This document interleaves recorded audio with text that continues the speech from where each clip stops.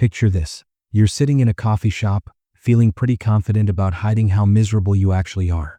Your ex just texted you something stupid, you're worried about money, your job feels pointless, and you're seriously questioning every life choice you've made. But you're smiling. You're making small talk. Nobody knows. Then someone across the room, someone you barely know, approaches you and says something that makes your stomach drop. Not because they're rude, but because they somehow nailed exactly what you were feeling. How did they know? You never said anything. Your face looked fine. But this person, without any explanation, without any obvious reason, just walked up and said the one thing you needed to hear. This happens to people constantly. And the person doing it? There's about a 1 in 50 chance there's something called an INFJ. They're the rarest personality combination in existence, and honestly, the way they operate shouldn't be possible. Yet here they are, walking around, reading people like open books, seeing potential in others that they can't see in themselves, and somehow making people feel understood in ways that seem almost supernatural. But here's the wild part. Science doesn't have a clean explanation for how they actually do it. Neuroscientists are scratching their heads. Psychologists keep refining their theories. And INFJs themselves? They often can't even explain their own abilities. They just know something, feel something, understand something, and they're right. More often than they have any right to be. So what's actually going on? Why is this personality type so different? And why does everything we think we know about personality seem to break down when we try to apply it to them? 1. The rarest combination that shouldn't exist. When we talk about personality types, most people think of the Myers-Briggs type indicator, or MBTI for short. It's this framework that breaks down how people think, process information, and interact with the world. There are 16 possible combinations, and they're created by mixing 4 different preferences: how you get your energy, how you take in information, how you make decisions, and how you structure your life. Now here's where it gets interesting. The INFJ type is made up of introverted, intuitive, feeling, and judging preferences. On paper, these 4 traits seem like they shouldn't work well together. Think about it for a second. INFJs are introverted, which means they recharge by being alone and they don't seek out constant social interaction like extroverts do. But they're also feelers, which means they're deeply attuned to emotions and they genuinely care about understanding people on a profound level. That's a contradiction, right? An introvert should want to avoid people. A feeler should crave connection. Yet INFJs are somehow both things at once, and they're incredibly skilled at navigating social situations while still needing their alone time to recover. It's like being an athlete who performs better when they're relaxed, or a chef who creates their best meals when they're under pressure. The combination shouldn't work, but it does. What makes this even more unusual is that INFJs use their intuition in a way that's distinctly different from other intuitive types. While other intuitives might spend time brainstorming possibilities or exploring abstract ideas for the sake of intellectual curiosity, INFJs use their intuition to understand people. They're reading the room, picking up on microexpressions, noticing inconsistencies between what someone says and what they actually feel. They're processing all of this information almost instantly, often without being fully aware of how they're doing it. The judging preference adds another layer to this mystery. Judging doesn't mean they're judgmental. It means they like structure, closure, and organization. They want to make decisions and move forward. But here's the thing. They're doing this with information that comes from their intuition, which is inherently uncertain and open-ended. An INFJ is basically trying to create structure and certainty from data that's fundamentally fuzzy and incomplete. Yet somehow they're remarkably accurate in their conclusions. 2. The paradox of the counselor archetype. In the MBTI world, INFJs are often called the counselor or the advocate. These names hint at what makes them tick. They want to understand others, help them grow, and guide them toward becoming their best selves. But here's where the paradox comes in. Most counselors and therapists are trained professionals who've spent years learning their craft. They study human behavior, psychological theories, and therapeutic techniques. They get supervision, they do continuing education, they attend conferences. Yet INFJs often seem to have an intuitive grasp of human psychology that rivals someone with a graduate degree, and they haven't necessarily studied any of this formally. This happens because INFJs have what we might call applied intuition. While someone might read a psychology textbook and understand the theory, an INFJ is watching people in real time and seeing how those theories actually play out in human behavior. They're collecting data constantly, running mental experiments, and refining their understanding of what makes people tick. What's really fascinating is that INFJs don't just understand psychology, they seem to understand people's potential. They can look at someone and see not just who they are right now, but who they could become. It's almost like they have access to a version of each person that hasn't been fully realized yet. And they feel this deep, almost compulsive need to help that person reach that potential. This is why INFJs often struggle in their careers. They're not content to just do a job. They need to feel like their work matters, like they're contributing to something bigger than themselves, and ideally like they're helping people grow and transform. A meaningless task, even if it pays well, can literally make an INFJ feel like they're wasting their existence. 3. The uncanny ability to read people. If there's one thing that people who know INFJs consistently mention, it's that they're almost creepily good at reading people. And we're not talking about cold reading or lucky guesses. We're talking about an ability to understand someone's motivations, fears, and hidden desires with an accuracy that seems impossible. How do they do this? Well, researchers haven't fully figured it out, but we can make some educated guesses based on what we know about how INFJs process information. First, they're taking in massive amounts of data from their environment. They're watching body language, listening to tone of voice, paying attention to what people choose to talk about and what they avoid. They're noticing patterns in behavior that most people completely miss. Second, they're pattern matching against a mental database of human behavior that's probably more extensive than most people's. Because INFJs are so focused on understanding people, they've probably spent thousands of hours, consciously or unconsciously, studying human nature. They've read books, watched people, thought deeply about why people do what they do. This gives them a framework for interpretation that's surprisingly sophisticated. Third, and this is the part that's hardest to explain, INFJs seem to have something like emotional empathy on steroids.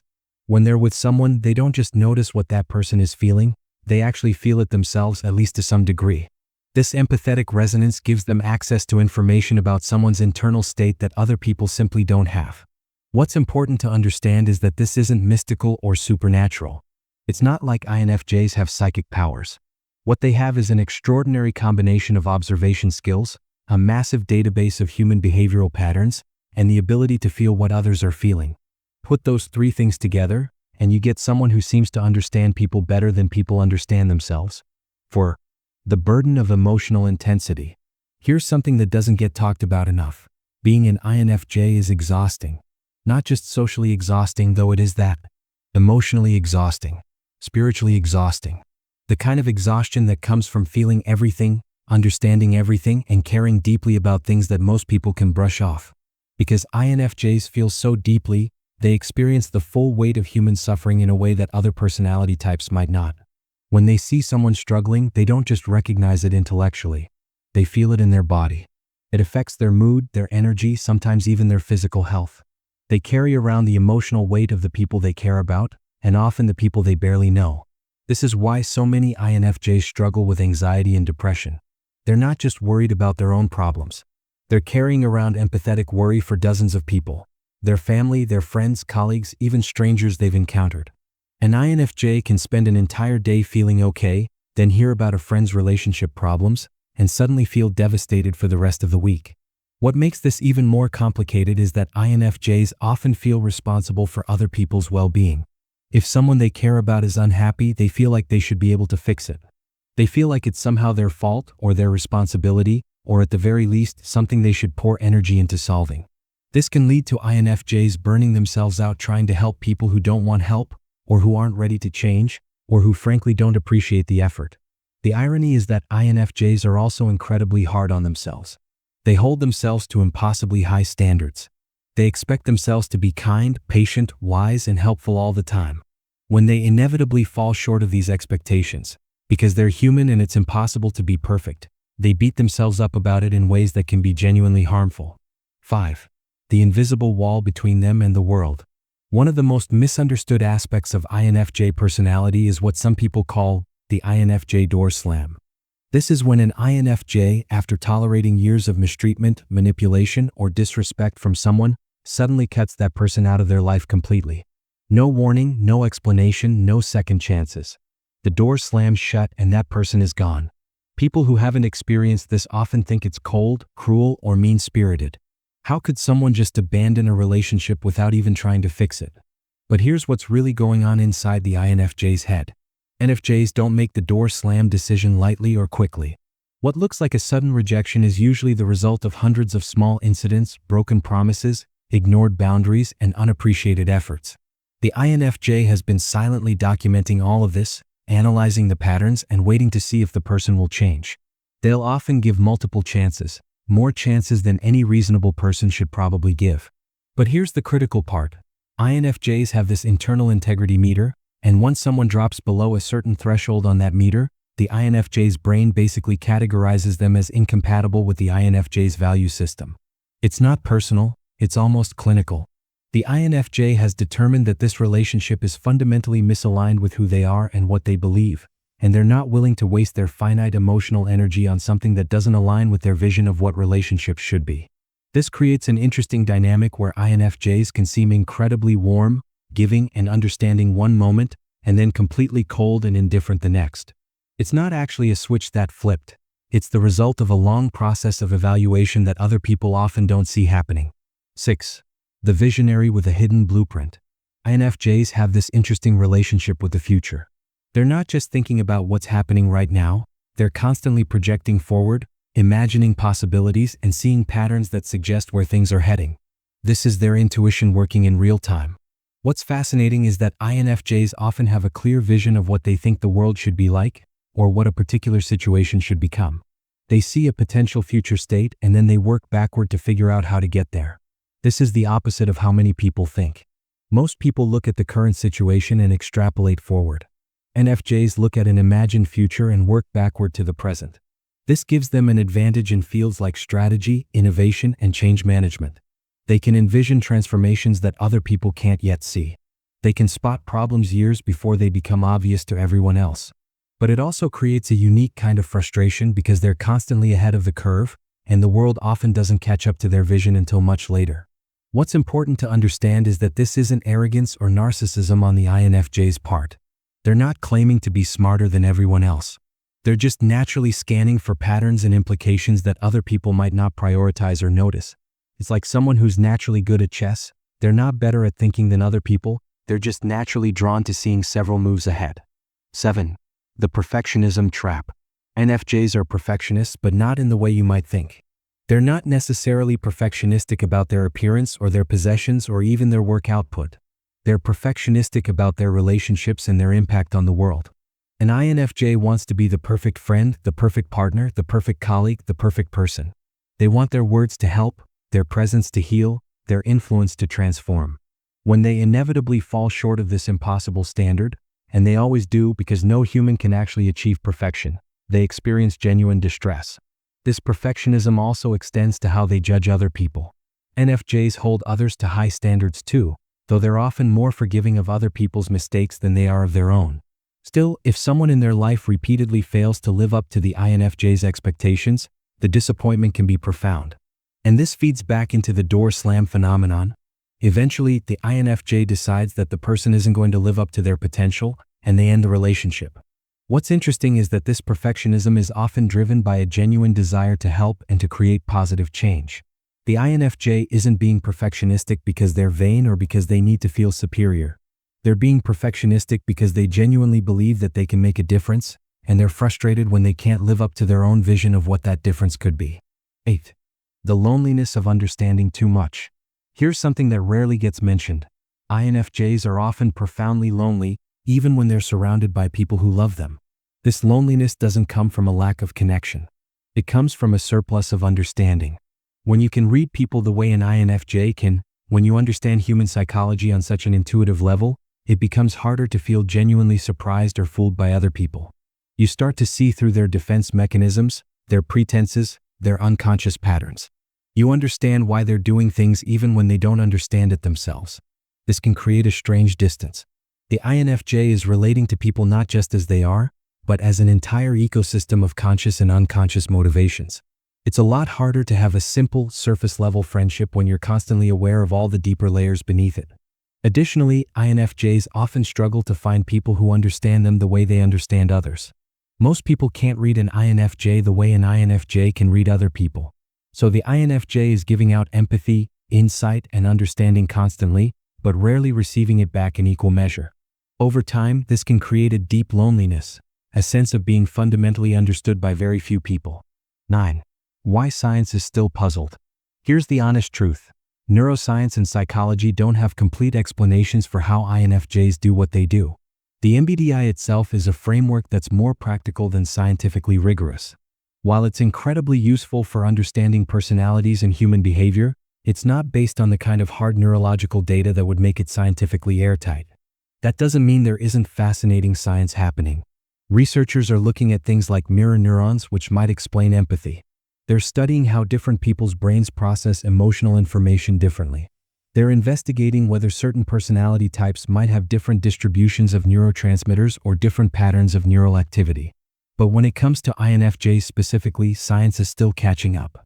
We know that introverted intuitive types tend to have more activity in certain areas of the brain associated with internal reflection and pattern recognition. We know that people high in empathy and emotional processing tend to have more activation in areas related to emotional understanding. But the specific combination of traits that makes an INFJ an INFJ, and the way those traits combine to create this seemingly impossible ability to read and understand people, isn't fully mapped out yet. What this means is that INFJs remain something of a mystery. They're real, their abilities are real and observable, but the exact mechanisms that make them work the way they do are still not completely understood. There's something about the combination of introversion, intuition, feeling, and judging that creates something greater than the sum of its parts. And science is still trying to figure out exactly what that something is. 10. The INFJ as change agent. Throughout history, many of the world's most significant social and spiritual leaders have been identified as INFJs. People like Mahatma Gandhi, Carl Jung, Oprah Winfrey, and Martin Luther King Jr. are often typed as INFJs. What they all share is a vision of how the world could be different, and a deep commitment to helping other people transform and grow. This isn't a coincidence. The INFJ personality type is fundamentally oriented toward growth, transformation, and positive change. INFJs aren't satisfied with the status quo. They see problems in the world and they feel personally compelled to do something about them. They see potential in people and they feel driven to help unlock it. What makes INFJs effective change agents is that they combine idealism with pragmatism. They have a vision of what could be, but they also understand human nature well enough to know how to actually get people to change. They understand resistance, denial, fear, and attachment to the familiar. And they know how to navigate those obstacles because they've spent so much time studying human psychology. But here's the danger. If an INFJ's vision becomes too grandiose, if their sense of responsibility becomes too consuming, if their perfectionism becomes too rigid, they can burn out. They can become cynical, bitter, and disconnected from the very ideals that drove them. This is why many INFJs cycle between periods of intense activism and periods of withdrawal and recovery. 11. The INFJ in love and relationships. INFJs approach relationships with the same intensity and depth that they bring to everything else. They don't do casual dating or surface-level connections. When an INFJ falls in love, they fall hard. They're envisioning the potential of the relationship, imagining the future you could build together, and feeling invested in the other person's growth and happiness. This can be wonderful. An INFJ partner is incredibly loyal, deeply understanding, and committed to making the relationship work. They'll put enormous effort into understanding their partner, anticipating their needs, and creating an emotionally safe space where both people can be fully themselves. But it can also be challenging. An INFJ might have expectations for the relationship that their partner can't meet. An INFJ might be reading things into their partner's behavior that the partner doesn't intend. An INFJ might be so focused on their partner's potential that they struggle to accept their partner as they actually are right now. For an INFJ to have a healthy relationship, they need a partner who can handle their emotional intensity, who can reassure them that they're valued, and who can occasionally remind them that perfection isn't actually possible or necessary. They need someone who can appreciate their insights without feeling judged, and who can offer their own perspective without the INFJ trying to reshape them into something else. 12. The creative force behind the scenes. Many INFJs are creative, though not always in the obvious ways. You might not see an INFJ on stage performing, but you might see their influence in the ideas that someone else performs. INFJs are often the ones generating the insights, the concepts, the vision that others will execute. This is because INFJs naturally see connections between disparate ideas. They notice patterns that other people miss. They imagine possibilities that haven't been realized yet. They understand human nature deeply enough to create stories, characters, and scenarios that feel true and resonant. What's interesting is that INFJs often prefer to work behind the scenes. They'd rather develop an idea, write something meaningful, or contribute their vision in a way that doesn't put them in the spotlight. The introversion part of their personality means they're not seeking constant validation or attention. They want to know that their work matters, but they don't necessarily need everyone to know that they're the one who created it. Conclusion. The INFJ personality type remains one of the most fascinating and mysterious categories of people in the world. They're rarer than we might expect, more complex than they appear, and capable of things that science is still working to understand. What we know is this: INFJs see the world differently. They process information in ways that give them access to layers of understanding that other people might not naturally access. They feel deeply, care passionately, and are driven by a genuine desire to help people become their best selves. They carry emotional weight that most people never see. They hold themselves to impossible standards. They experience loneliness even in connection. And yet, they continue to show up, to care, and to work toward creating positive change in the world. Are INFJs normal? No, they're not. They're not normal in their abilities, their intensity, their vision, or their impact. They're not normal in how deeply they feel or how much they care or how much they're willing to sacrifice for people they believe in. But that's not a limitation. That's a feature. The world needs people who see what could be, who care deeply about making it happen, and who have the patience, empathy, and insight to help other people transform. The world needs INFJs, even if we don't fully understand them yet. And maybe that's the real mystery, not how INFJs do what they do, but why the rest of us are so fascinated by them. Maybe it's because, deep down, we all recognize that they have access to something we're struggling to reach, a deeper understanding of what it means to be human, and what we could become if someone truly believed in our potential.